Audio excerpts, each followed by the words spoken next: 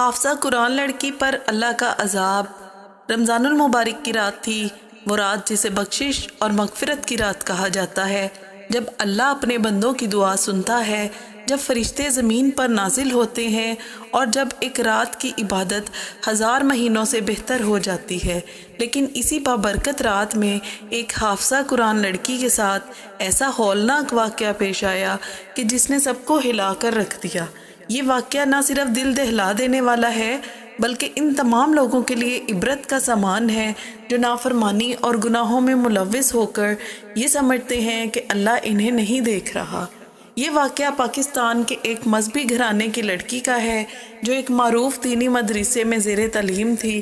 اس کے والدین نیک اور دیندار تھے اور انہوں نے اپنی بیٹی کو چھوٹی عمر میں ہی قرآن کی تعلیم دینا شروع کر دی تھی۔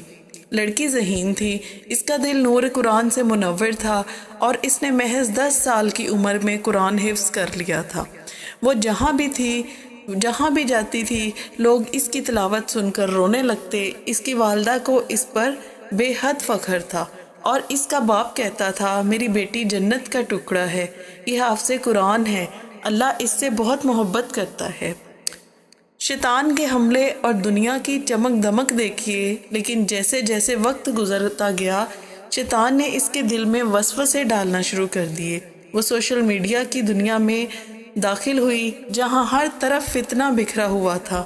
ابتدا میں وہ صرف اسلامی بیانات سنتی، دینی پوسٹیں دیکھتی، مگر آہستہ آہستہ وہ دوسرے لوگوں سے بات چیت کرنے لگی۔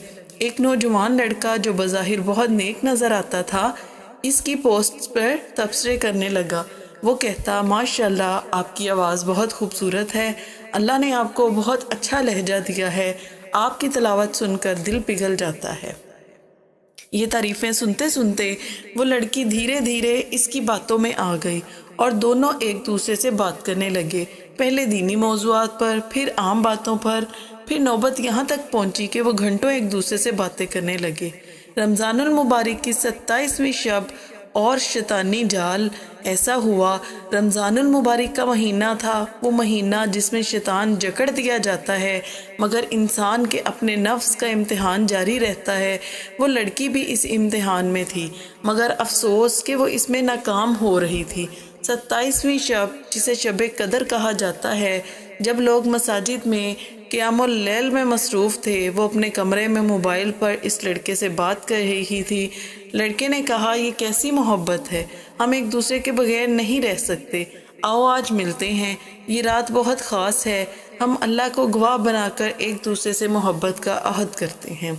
یہ الفاظ اس لڑکی کے دل پر جادو کے کام کر گئے۔ شیطان نے اسے مزید ورگلایا اور اس کے نفس نے بہکا دیا۔ وہ سوچنے لگی کہ شاید وہ جو کر رہی ہے وہ محبت ہے اور محبت تو اللہ کی نعمت ہے۔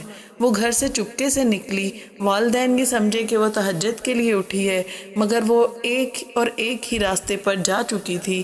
اللہ کا عذاب اور ہولناک انجام ایسا آیا جیسے ہی وہ اس لڑکے کے پاس پہنچی اچانک آسمان پر بادل چھا گئے، رات کے اندھیرے میں بجلی زور زور سے چمکنے لگی، اس کا دل عجیب طرح دھڑکنے لگا مگر شیطان نے اسے مزید اندھا کر دیا۔ وہ دونوں ایک ہوٹل کے کمرے میں چلے گئے۔ جیسے ہی اس نے دروازہ بند کیا ایک زوردار آواز آئی جیسے کسی نے آسمان سے زمین پر کچھ پھینکا ہو۔ وہ خوف سے کانپ اٹھی، اچانک اس کے جسم میں شدید لرزش ہونے لگی اور اسے ایسا لگا کہ اس کے ارد گرد آگ کے شعلے ہیں۔ اچانک بجلی کا زوردار کڑکا ہوا، وہ کمرہ ہلنے لگا، وہ چیخ کر باہر نکلی مگر جیسے ہی وہ سڑک پر پہنچی ایک تیز رفتار ٹرک آیا اور بری طرح سے اسے کچل دیا۔ وہ زمین پر تڑپ رہی تھی، اس کے ہونٹ ہل رہے تھے جیسے کچھ کہنا چاہ رہی ہو مگر اس کی آواز بند ہو چکی تھی۔ ماں کا خواب اور عبرت ناک مناظر۔ اس کی ماں کو اس رات خواب آیا۔ خواب میں اس نے دیکھا کہ اس کی بیٹی جہنم کی آگ میں جل رہی ہے اور چیخ رہی ہے، ماں میں قرآن کی حافظہ تھی مگر میں نے اس پر عمل نہیں کیا، میں نے گناہ کیا، میں نے اللہ کی نافرمانی کی اور اللہ نے مجھے چھوڑ دیا۔